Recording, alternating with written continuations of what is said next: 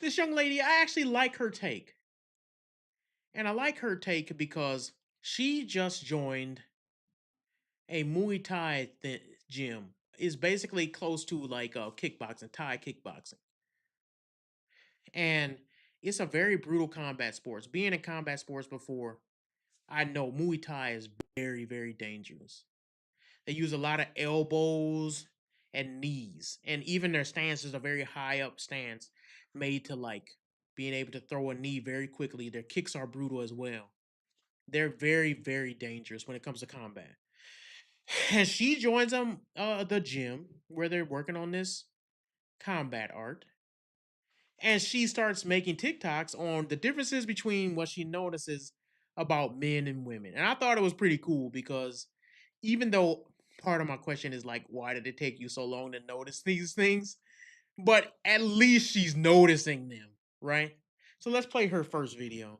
Things I've noticed about men since training in a Muay Thai gym. No particular order. I've just never been around so much men in my life, and I just have to say this. One, they show no emotion. I could be like, hi, so-and-so, and they'd be like, sup. I'm not used to that. Girlies, it's just like, hi, girl. And it's like, hi, girl. For a second, I was like, do they hate me? But then I was just like, no, that's just them. Along with the no emotion thing, someone could break their leg in the gym and be screaming for dear life, and no one will care. They'd be like, are you getting up or what? Two classes were happening at once, and I heard somebody scream, and they were literally on the floor in agony, and the coach was like, pay attention over here. Excuse me, I'm sorry. He sounds like he's dying. They don't give a damn. Also, their conversational skills, it goes something like this. Hi, You don't how are you? conversate like women. I'm good. Gonna ask how I am. Like, oh, how's school going? Good. Some of them, they don't cut their nails. I know they like to say, ladies, cut your nails. I'm the only lady in there. Look at my nails. I make sure my nails are cut. So the people that are getting cut up during the clinch, it's not from me, honey. All I have from now, but it's just something I've noticed because, as I said, I've never had so many male acquaintances, and I feel like this is just such a discovery for me. Yeah, so she discovers these things. Did you notice anything in there, Mr. Producer? That's like something that all men already we already kind of like know this. Yeah, it's like if you ask us that we're okay, yeah, we're okay. We're not going to give you Yep. a 5-minute Women dissertation. tend to No, talk we're not about going their feelings a lot. Yeah, we're just smart. Yep, we're good. Men, we don't like to burden other people with stuff they can't do anything about. I don't need to tell you I'm sad because what are you going to do for me?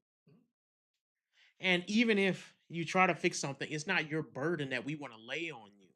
So we don't feel that we don't talk about feelings very much because guess what? The world doesn't care. The world does not care about the average man's feelings, whether we're sad or not. If you ain't putting money on the table, if you can't protect and provide for your family, no one cares what you feel as a man. And that's the way it has been, and that's the way it should be. A man cannot be sitting at home crying while his family is hungry. He needs to go out and provide. And so, like, there's some things here that think women don't even really take into consideration because they don't really care. Women often look at what they can get from a man, and that's what kind of is ruining a lot of like, they don't really care to understand men anymore.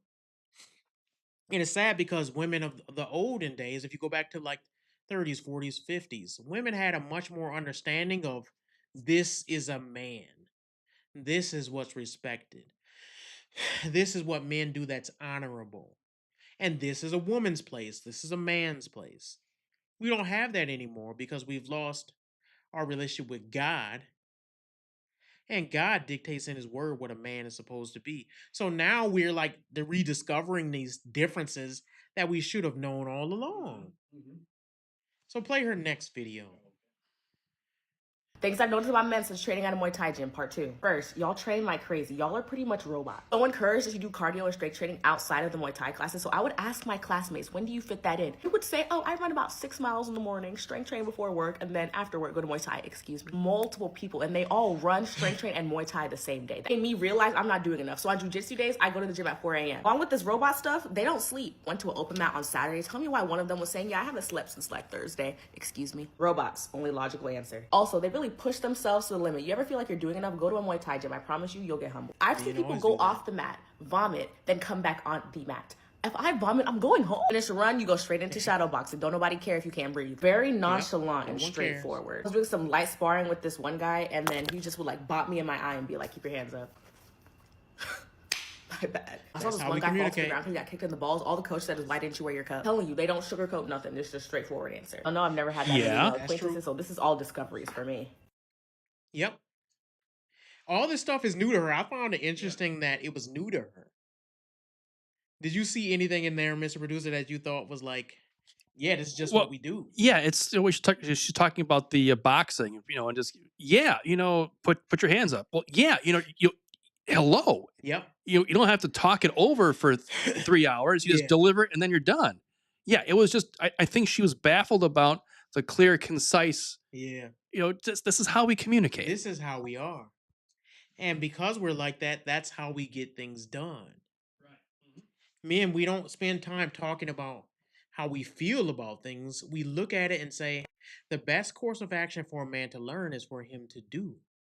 And because of that, when we train other men, especially like in combat sports, so I'm a wrestler, so I wrestled for a number of years and taught it for a number of years. So when I would teach somebody to do something, even my son, who I'm teaching wrestling now, if he would take a shot the wrong way with his back bent instead of his back straight, I would tell him the first few times, you're not shooting right. After that fourth time, I'm throwing him. I'm putting him in a move where a front headlock, where I'm going to teach him with pain. Because men learn from action. And guess what? When he learns that way, you can better believe he ain't going to do the wrong way anymore.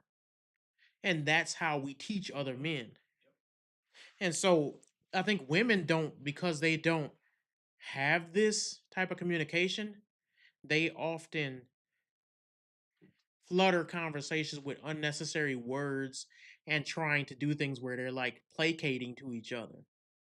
They Just they yeah, almost go out of their way to right. say, "Girl, I don't want to hurt your feelings." Just do Men, we it. just say We it. just say it, right? Yeah, we do. Hmm. We don't think like if your feelings get hurt. My thing, well, most men will be like, "You shouldn't have asked," and that's part of the a big learning curve when you first get married and when you first get a girlfriend.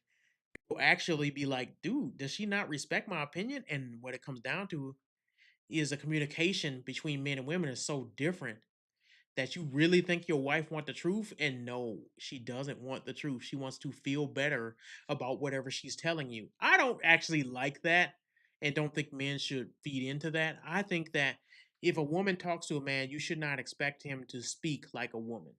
So if my wife asks me my opinion, I might be a little softer because I don't want to break her, but I'm still gonna give her the truth. If you ask me, do I like this dress? I should tell you the truth. If it hurts your feelings and you run off crying, I think that's partially on you because you shouldn't expect somebody to lie to you. It's wrong to expect somebody to lie. Now, you don't gotta be as brutal as you are with your friends. You know what I'm saying, Mr. Producer? Like with my Yes, friends, my yes. brother who came on the show before, I would tell him, dude, that hat is ugly. Dude, get out of here, dude. I Yeah, can't right, believe you wearing right, them right. tight. I would tell him like that, and we would take, and he would probably roast me back, or he would be like, "Oh man, I didn't think it looked as bad," or he would say, but he wouldn't take it personal at all. No, not at He all. wouldn't take it No, personal. no. And so let's go in. This goes into a much larger point, and this is why therapy sucks for men. Therapy is gay. Therapy will make you gay. And the reason why I say that is it's all based.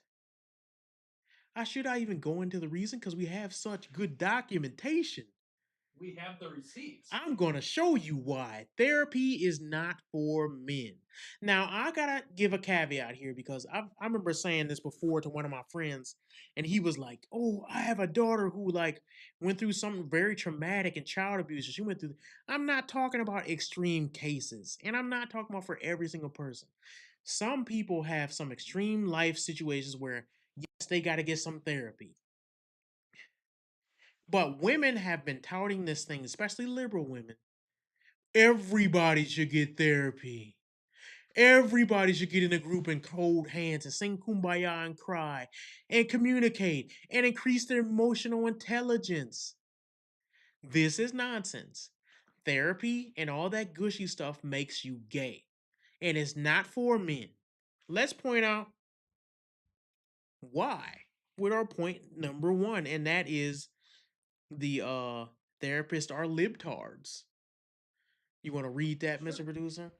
So statistics, and we have the receipts here. Statistics on therapists' liberal political views. 90% of therapists are liberal, approximate figure from posts on X discussing the ideological skew 90%. in the therapy profession. 63% of therapists identify as progressive, while only 13% identify as conservative based on a survey of therapists' political affiliations. 80% of social psychologists self identified as liberal at a 2011 Society for Personality and Social Psychology conference, with only 3 attendees identifying as conservative out of about 1,000. That's insane.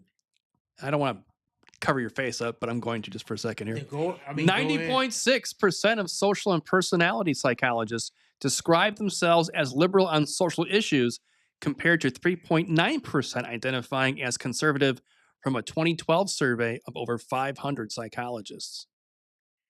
They would love to tell you, as a man, that therapy would help you and that these people have your best interest in heart. That's nonsense. How can they when 90% of them don't even believe that you can define a woman? They don't even believe that you should defend yourself. They don't believe that you should have guns. They don't even believe that a man should lead his household in traditional marriage. How can they help you then? How can you go to them for advice and they can't even tell you what a woman is?